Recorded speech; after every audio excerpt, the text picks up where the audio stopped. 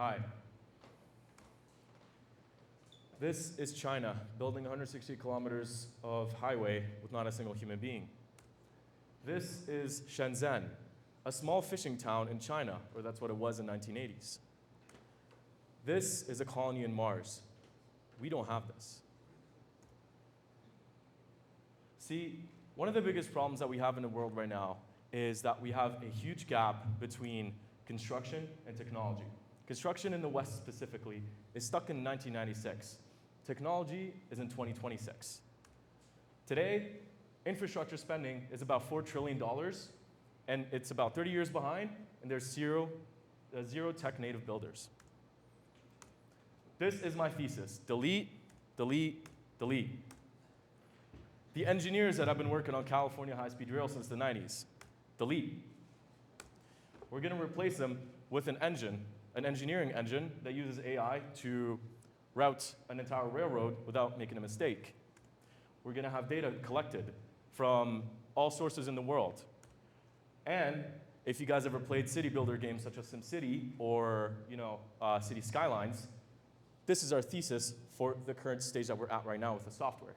You're going to be able to build, using software, entire facilities and have the entire documentation for them for you without having 10, 20 years of deliberation between engineers.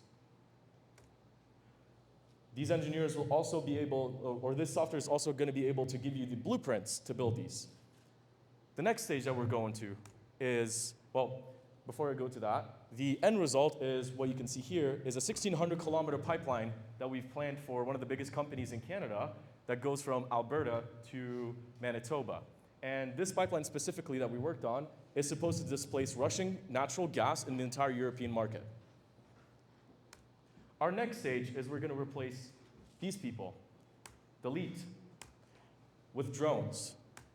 Currently, our software is able to link to drones, fixed-wing drones, 500 to 1,000 kilometer range, and we're going to be able to collect data that is missing from the ground. In the future, what we want to do is, again, delete. We're going to have autonomous construction fleets of bulldozers and cranes that are going to be able to be deployed anywhere around the world autonomously using this software to build construction projects. The future. Why is this something that we need? If we are going to become a multiplanetary species, we are not going to be able to send humans to Mars or the moon. We're going to need to send machines.